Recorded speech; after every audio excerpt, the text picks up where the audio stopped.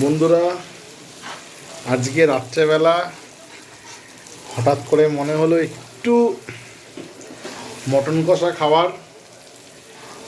আর একটু মটন কষা বানাচ্ছি। তোমাদের যদি ভালো লাগে তো বলো, রেসিপিটা আমি বলবো।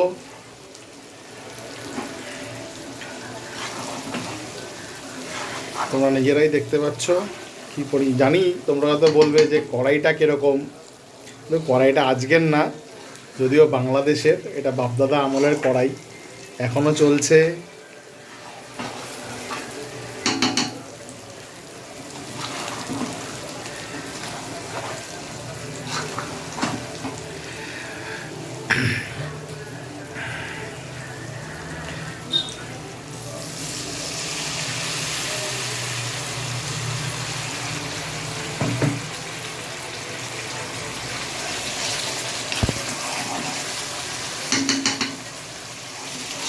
তোমরাও বাড়িতে এভাবে মটন বানাতে পারো। ছুটির দিনে, অবসর টাইমে কোনো যদি কাজ না থাকে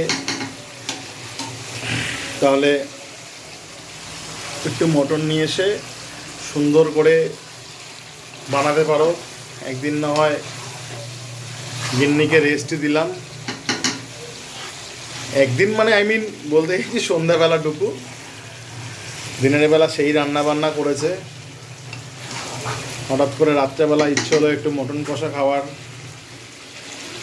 তাই একটু মটন কষা খাচ্ছি, রান্না করছি। এখন এই মুহূর্তে রান্না করছি, পরে খেয়ে দেখবো কেমন হয় না হয়। বন্ধুরা সবাই কমেন্টস করো, কিন্তু ভুলভাল কমেন্টস করো না। ফার্স্ট টাইম ভিডিও করছি, এবার জানি না কতদূর কী করতে পারবো। তোমরা যদি আমাকে একটু ইন্সপায়ার করো তাহলে আমি হয়তো আগামী দিনে আরও অনেক কিছু রান্না বান্না করে দেখাতে পারবো। যাই হোক,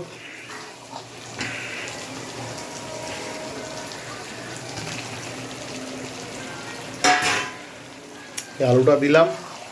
আলুটা খুব কড়া করে ভেজে ফেলেছি। এই যে কড়া আলু ভাজাটা বেশ ভালো লাগে।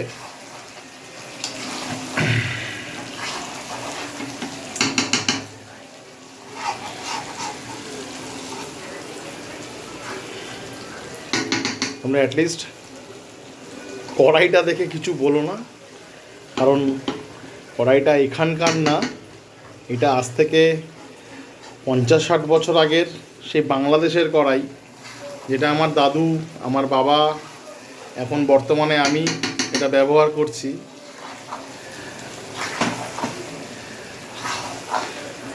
আচ্ছা বন্ধুরা, বাকিটা পরে দেখাবো খাবার সময়। এখন চললাম, টাটা।